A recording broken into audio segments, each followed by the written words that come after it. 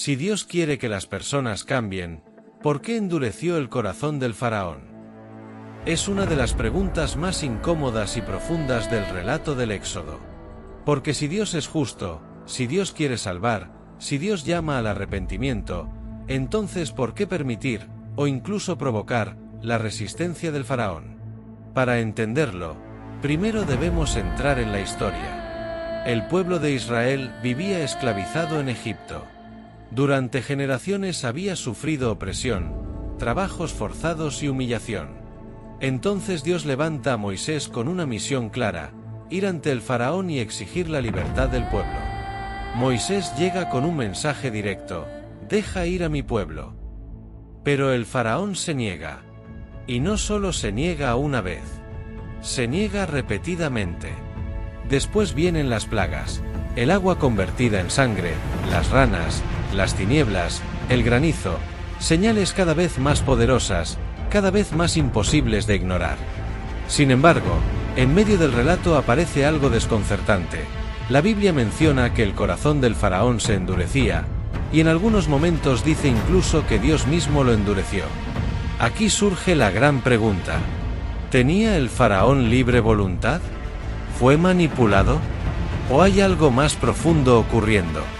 Una de las claves del relato está en notar que, antes de que se diga que Dios endureció su corazón, el texto muestra varias veces que el faraón ya había decidido resistirse por sí mismo. Es decir, no era un hombre neutral. Era un gobernante orgulloso, acostumbrado al poder absoluto, convencido de su propia divinidad y sin intención de ceder ante un Dios extranjero. Lo que vemos entonces no es que Dios cree la maldad en su corazón, sino que permite que su decisión se fortalezca. Como si Dios dijera: si este es el camino que eliges, caminarás en él hasta el final. Esto nos lleva a una segunda interpretación importante. En la Biblia, el endurecimiento del corazón muchas veces no significa que Dios obligue a alguien a actuar en contra de su voluntad. Significa que Dios confirma la dirección que esa persona ya ha tomado. Es como cuando alguien ignora advertencias una y otra vez, hasta que su decisión se vuelve firme, casi irreversible. No porque alguien lo empuje, sino porque su propia elección lo ha llevado ahí. Pero hay un tercer aspecto en esta historia. Dios no solo estaba tratando con un rey obstinado, estaba revelando algo al mundo entero. Cada negativa del faraón abría la puerta a una nueva señal, a una nueva demostración del poder de Dios. Cada plaga mostraba que el Dios de Israel no era uno más entre los dioses de Egipto, sino el Señor sobre toda la creación. El endurecimiento del faraón, entonces, se convierte en el escenario donde Dios muestra su justicia, su poder y su plan de liberación. Lo que parecía un obstáculo, se transforma en parte de la historia de salvación. Y aquí es donde esta historia deja de ser solo antigua y se vuelve personal. Porque la pregunta ya no es solo sobre el faraón. Es sobre nosotros.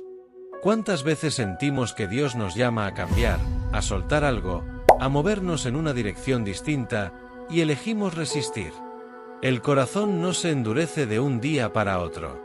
Se endurece decisión tras decisión, excusa tras excusa, silencio tras silencio.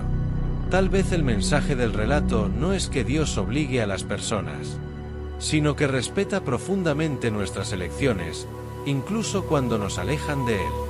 Y a veces, el juicio más fuerte no es que Dios nos empuje, sino que nos permita seguir el camino que insistimos en tomar. Por eso, la historia del faraón no es solo una advertencia sobre el orgullo. Es una invitación a examinar nuestro propio corazón. Porque cada vez que escuchamos la verdad, tenemos una decisión.